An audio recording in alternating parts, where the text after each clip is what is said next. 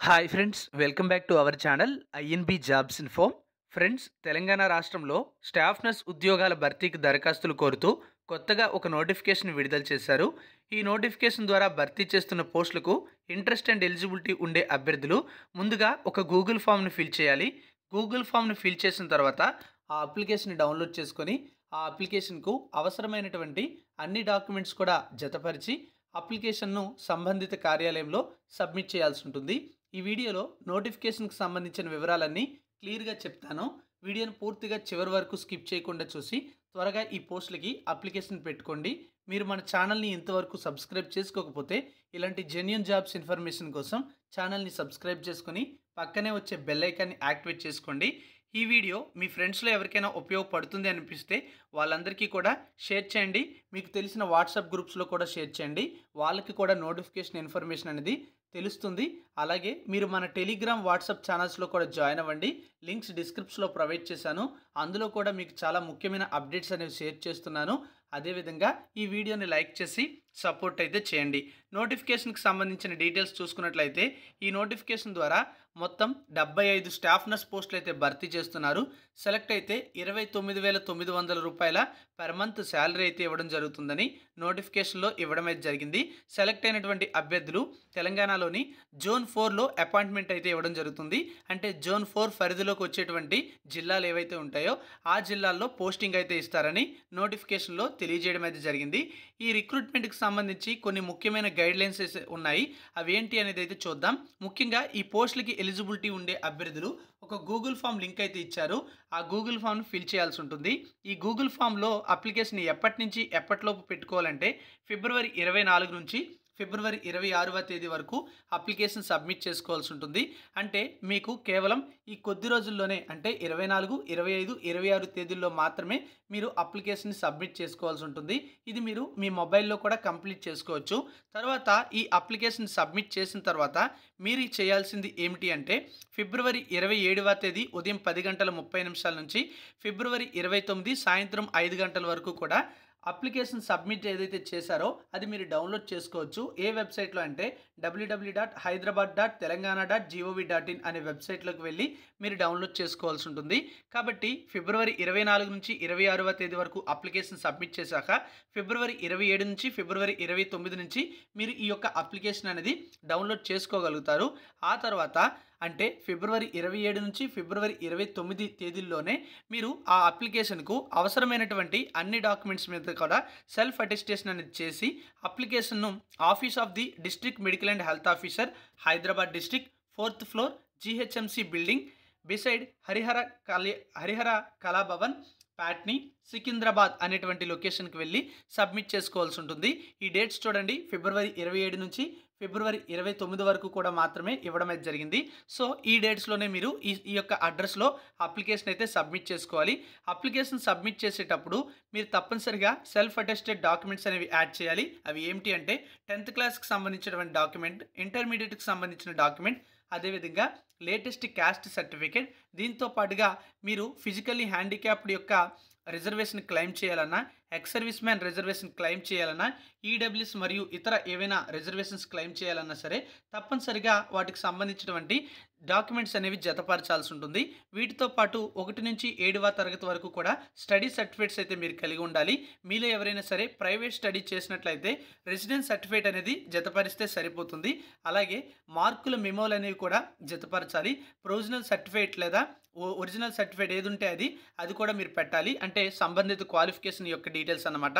దీంతో పాటుగా Telangana state nurses, midwives and ANMs and HVS కౌన్సిల్లో మీరు రిజిస్ట్రేషన్ పూర్తి చేసుకున్నట్టుగా ఆ సర్టిఫికేట్ కూడా జతపరచాలి.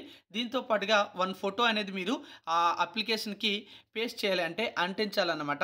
దానిపైన క్రాస్గా సైన్ అనేది పెట్టాల్సి ఉంటుంది. అప్లికేషన్ ఫామ్ మీద అంటించేటువంటి ఒక ఆ ఫోటో పైన ఇవన్నీ కూడా జతపరిచి మీరు అప్లికేషన్ అనేది సబ్మిట్ చేసుకోవాల్సి ఉంటుంది. ఈ పోస్టులు అనేవి మనం చూసుకుంటే కాంట్రాక్ట్ పద్ధతిలో భర్తీ అయితే చేసుకుంటున్నారు.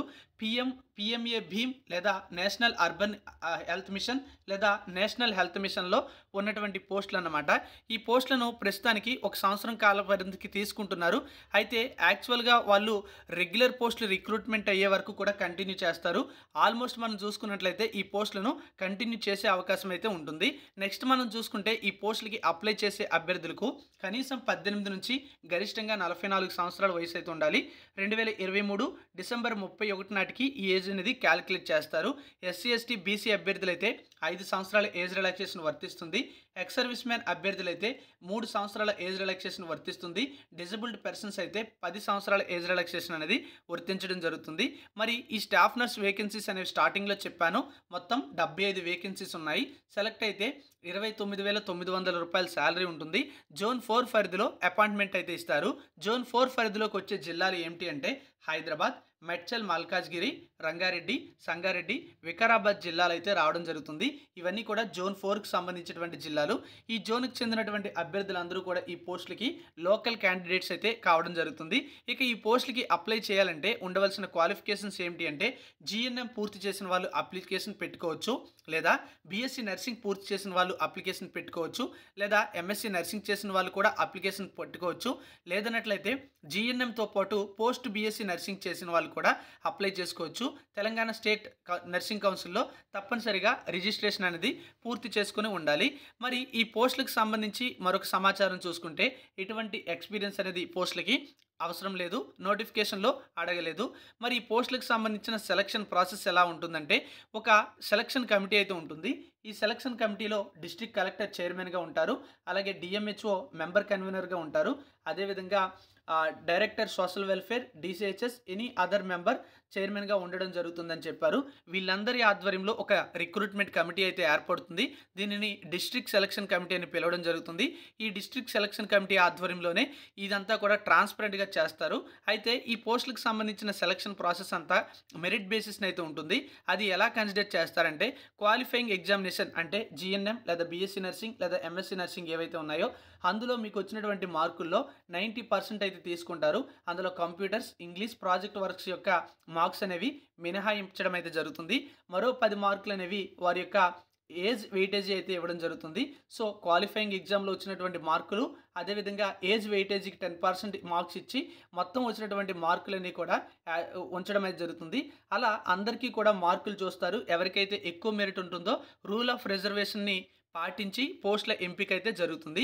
ఇది ఫ్రెండ్స్ ఈ నోటిఫికేషన్కి సంబంధించిన ముఖ్యమైన సమాచారం. మీకు నేను డిస్క్రిప్షన్లో లింక్స్ అయితే ప్రొవైడ్ చేశాను. ఆ లింక్పై క్లిక్ చేసినట్లయితే నోటిఫికేషన్కి సంబంధించిన డీటెయిల్స్ అన్నీ కూడా మీకు తెలుగులో కనిపిస్తాయి. అవన్నీ కూడా ఒకసారి చదవండి. అలాగే అఫీషియల్ నోటిఫికేషన్ కూడా ఒకసారి డౌన్లోడ్ అయితే చేసుకోండి. డిస్క్రిప్షన్లో ఇచ్చిన లింక్ ఉపయోగించి మీరు డౌన్లోడ్ చేయొచ్చు. డౌన్లోడ్ చేసుకొని ఒకసారి చదవండి. అర్హత, ఆసక్తి ఉంది అనుకున్నట్లయితే నేను డిస్క్రిప్షన్లో ఇచ్చిన లింక్లో మీకు ఈ యొక్క గూగుల్ ఫామ్ లింక్ కూడా ఉంటుంది, అప్లికేషన్ లింక్ అనమాట. దీనిపై క్లిక్ చేసి అప్లై అయితే చేసుకోండి. గూగుల్ ఫామ్ అనేది మీ మొబైల్లోనే సింపుల్గా మీరు సబ్మిట్ అయితే చేసేవచ్చు.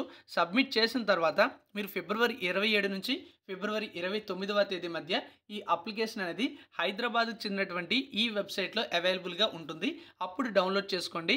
ఆ తేదీల్లోనే మీరు హైదరాబాద్లో ఉన్నటువంటి అంటే సికింద్రాబాద్లో ఉన్నటువంటి district medical and health officer, Hyderabad district, 4th floor, GHMC building beside Harihara Kalabhavan, Patny, Secunderabad అనే అడ్రస్కి వెళ్ళి అప్లికేషన్కు ఇక్కడ వీళ్ళు అడిగినటువంటి సెల్ఫ్ అటెస్టేషన్ డాక్యుమెంట్స్ అన్ని కూడా యాడ్ చేసి త్వరగా అప్లికేషన్ అయితే సబ్మిట్ చేసుకోండి. అప్లికేషన్ సబ్మిట్ చేసేటప్పుడు మీరు ఎటువంటి ఫీజు కూడా చెల్లించాల్సిన అవసరం అయితే లేదు. డీడీ అనేది ఏమీ కూడా మనకి నోటిఫికేషన్లో పేర్కొనలేదు. ఇది నోటిఫికేషన్కి సంబంధించిన important details. Thank you for watching. For more updates please do subscribe. జై హింద్.